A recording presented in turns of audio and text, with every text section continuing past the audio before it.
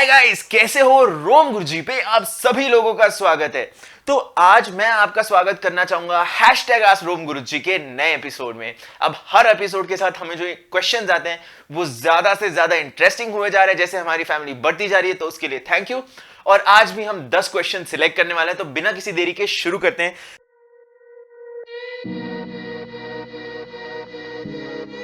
पहला क्वेश्चन है सुमन गेमिंग की तरफ से।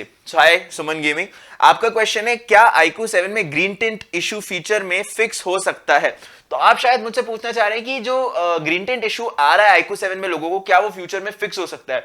तो मैं आपको बताना चाहूंगा कि ये कम हो सकता है। इसको फिक्स मतलब पूरा का पूरा डिसअपियर करने वाली टेक्नोलॉजी अभी तक आई नहीं है। अभी ये प्रॉब्लम जो है, ये चाहे आप सैमसंग ले लो, एमआई ले लो या iQOO ले लो, सब में ये प्रॉब्लम है। ये एक फोन ब्रेकिंग प्रॉब्लम नहीं है, तो इसको कम कर दिया जा सकता है। इसको पूरी तरह फिक्स करने का कोई टेक्नोलॉजी अभी अवेलेबल नहीं है, क्योंकि एमोलेड जिस तरह से बनाया जाता है उसमें क्या होता है, क्योंकि ये फास्ट रिफ्रेश रेट है तो ये प्रॉब्लम्स आती हैं, क्योंकि उसमें जो एलईडीज की टाइमिंग है उसको करेक्ट करना पड़ता है, और ये हर फोन के लिए इंडिविजुअली करा नहीं जा सकता। ऑब्वियसली ये बहुत कम कर देंगी कंपनियां, तब भी ये पूरी तरह से फिक्स नहीं किया जा सकता अभी की टेक्नोलॉजी के साथ। ठीक है, इसी के साथ अगले क्वेश्चन पे जाते हैं।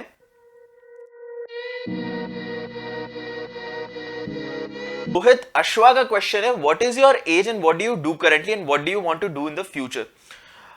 सो पहले तो hi, secondly my age is 22, मेरा एज 22 है, एंड मैं अभी फ्रीलांसिंग करता हूँ, यूट्यूब करता हूँ, और मैं एक्चुअली पढ़ाई कर रहा हूँ कॉम्पिटिटिव एग्जाम्स के लिए। फ्यूचर में मुझे एक गवर्नमेंट जॉब करनी है जिसकी प्रिपरेशन चालू है।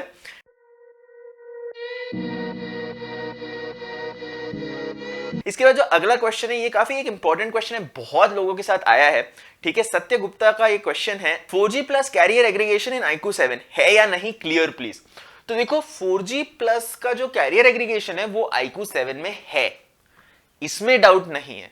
उसकी जो ऑप्टिमाइजेशन और स्टेबिलिटी है उसके थोड़े इश्यूज हैं। ठीक है, पहले तो वो सारे बैंड्स में अवेलेबल नहीं है, और उसका जो स्पीड है, जो ऑप्टिमाइजेशन है, वो ढंग से किया गया नहीं है। तो ये काफी लोगों को मिलता है, काफी लोगों को नहीं मिलता, क्योंकि उसकी जो कोडिंग है वो थोड़ी उल्टी सीधी है। वो जल्दी ही अपडेट के साथ ठीक कर सकते हैं। ठीक है,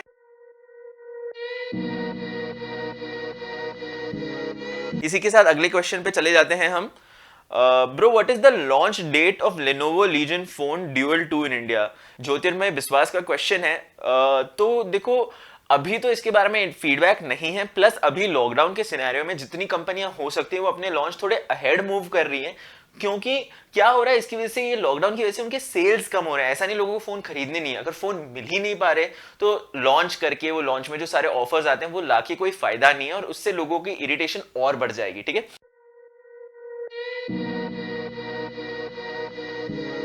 इसके बाद अगला क्वेश्चन लेते हैं डेमिगो की तरफ से।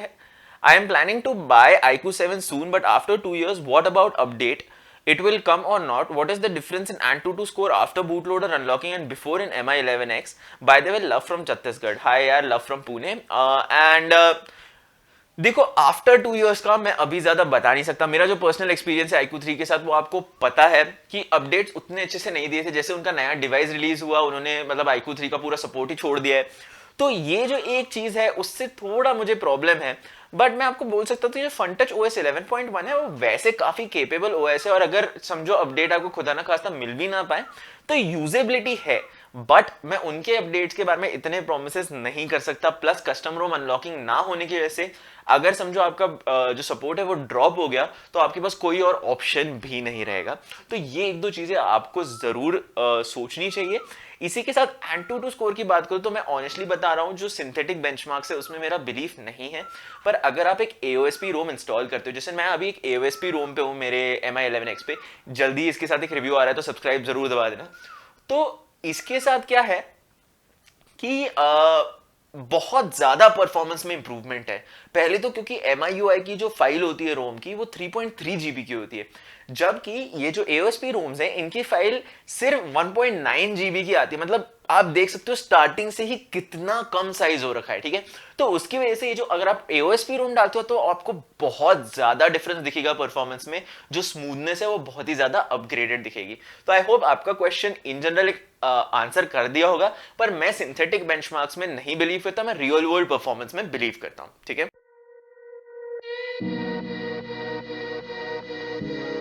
इसके साथ अगला क्वेश्चन हम लेते हैं निखिल गौतम के साथ। My question is, I just purchase OnePlus 8 Pro and got the new update 11.0.5.5. Is it okay to update the phone or not? Somewhere I heard that the update is a downgrade. Honestly जितना मैंने भी one plus के forums में देखा है, जितना पता किया है, आप ना ही अपडेट अभी करेंगे तो अच्छा रहेगा। क्या हो रहा है, वन प्लस का जो 11 वाला अपडेट है ये बहुत सारे फोन्स के साथ बग्स और इश्यूज कॉज कर रहा है।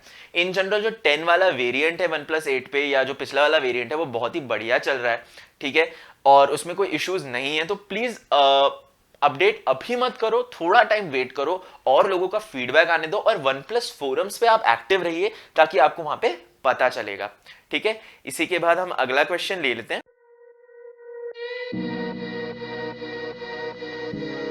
अगला क्वेश्चन ध्रुव की तरफ से है।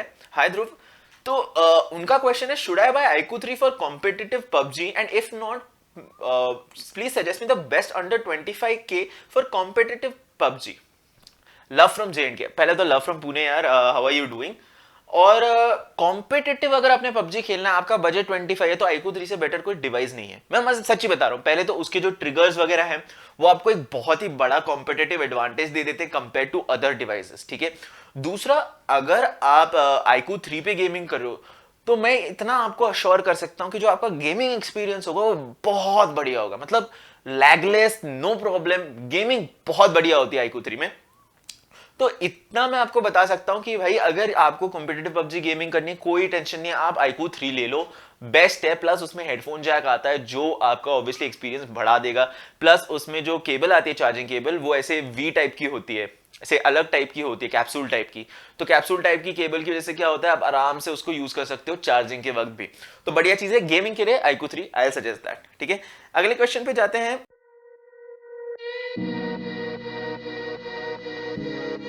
उर्मिला देवी का क्वेश्चन है, can we improve the gaming performance of MI 11X as compare to iQOO by using custom ROMs. हाँ जी, बिल्कुल बिल्कुल, कोई डाउट नहीं है। आप देखो, आप iQOO के साथ कंपेयर करो, उसमें हार्डवेयर में जो कूलिंग है वो ज्यादा बेटर है। तो आप एग्जैक्टली उसके जितना परफॉर्मेंस अपग्रेड नहीं कर सकते, बट ऑब्वियसली आप इन जनरल एक परफॉर्मेंस है उसको काफी हद तक अपग्रेड कर सकते हो एक कस्टम रोम यूज करके। जैसे मैंने अभी पहले ही बोला था कि मैं एक AOSP रोम यूज कर रहा हूं अपने फोन पे, और जेन्युइनली बहुत ही बड़ा अपग्रेड मिल जाता है परफॉर्मेंस के मामले में। जब आप MIUI से AOSP पे स्विच करते हो बहुत ही स्मूथ हो जाता है। अगर आपको एक टोटल में रिव्यू भी चाहिए इस फोन का AOSP रोम के साथ, तो सब्सक्राइब बटन दबा देना, जल्दी ही वो वीडियो भी आ रहा है।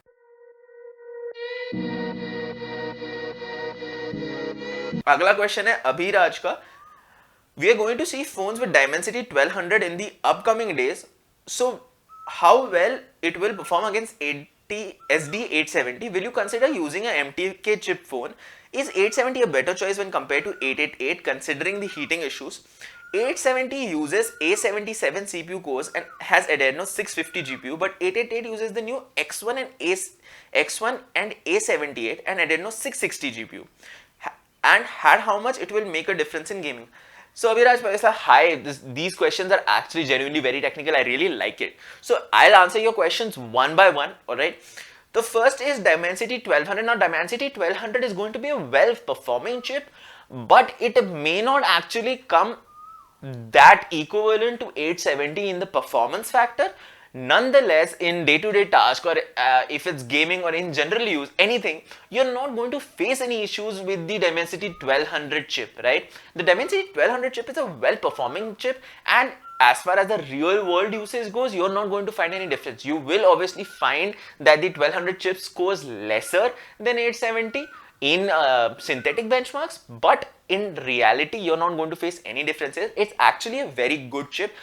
Plus, it will bring down the cost of the device, which is a major factor in India too. So you will get a good performance ratio to the price. After that, will I consider buying an MTK phone? So the problem I usually face when thinking about buying an MTK chip phone is, I like custom ROMs, like I said before, right? And making custom ROMs today for MTK phones is a bit problematic, and they usually do not have that good of a development. Therefore, I usually prefer not to buy MTK phones. Nonetheless, it is turning out to be the AMD of the mobile world right now with their Dimensity chips, so it may change in the future. Now, is 870 a better choice when compared to 888 considering the heating issues? Totally. Right? Now, don't take it the wrong way. I think that 888 is a good chip. It is extremely powerful. But since it is the introduction of a new core technology, I would suggest people to refrain from buying it and rather buying the 870, which is a very well performing chipset, right? It is not going to show you any signs of lag, any signs of stress, no matter what you throw at it. It is a very well performing chipset.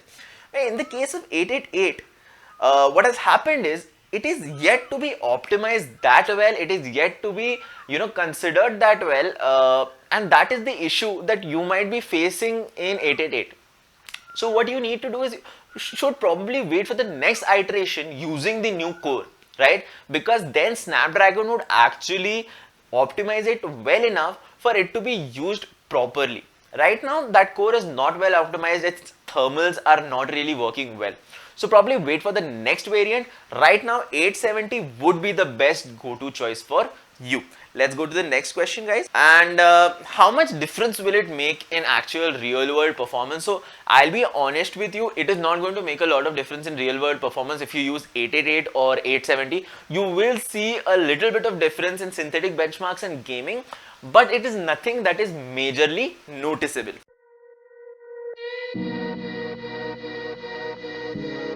Okay, Suprakash Giri, if I flash custom ROM in MI11X, is my device still on warranty? Yes and no. So if your device has a custom ROM on, you can very easily put it on stock ROM. There would be no issues. Unless, let's say you don't want to do that, your device will be still on warranty. Why? Because Xiaomi actually allows your warranty to stay on no matter whether you bootload or unlock your phone or not. So do not worry about that, your warranty will not void, and that is like the best part of a Xiaomi phone, right? So yeah, the next question is,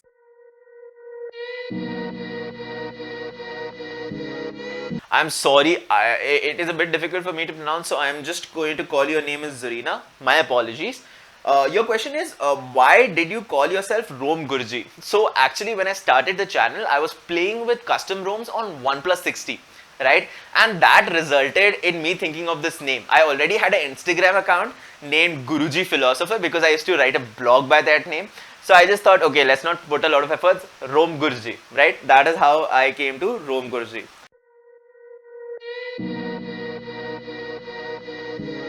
Now this question I am taking because I love the question itself. Why do Apple devices perform better than Android devices even if Android processors are powerful than Apple's SD888 versus A14, for example, on paper? Is it due to Apple's own processor manufacturing and software optimization tuned in perfectly, or something else? So it's a mix of both. So what happens is, when you're making an in-house processor, right, you know everything there is to know about it when you put that processor in your phone. Right? The down parts, the good parts, the bad parts, everything, you are well aware of it, right? Plus that processor is made thinking of the phones you're going to make with it. In the case of Android, the processor is first made and then the phones are made, right? So here, since the processor is being dedicatedly made for the external hardware that is going to be put into it, they know what they want in the processor. So they cherry pick the features they need and they drop the features they don't. That way they cut costs and make the processor more efficient. Moreover, what it allows them to do is, since they know everything there is to know about the processors, there's nothing hidden there, right? So as at the time when the processor is being made, when the processor's ideation is being done, the software team is also working with the processor team. What happens is, this results in a good cohesion between the software team and the hardware team. And when that cohesion takes place, you get amazing results like Apple. So you know Apple uses pretty less RAM. Why? Because iOS is optimized that well. To use the hardware efficiently, you need to know everything about the software, and the software needs to know everything about the hardware. and that is why Apple performs much better when compared to its Snapdragon counterparts, because see, the devices are less and the cohesion is more. तो guys आज के video के लिए इतना ही था, and अगर पसंद आया तो लाइक शेयर और सब्सक्राइब कर देना. This is ROM Guruji signing of.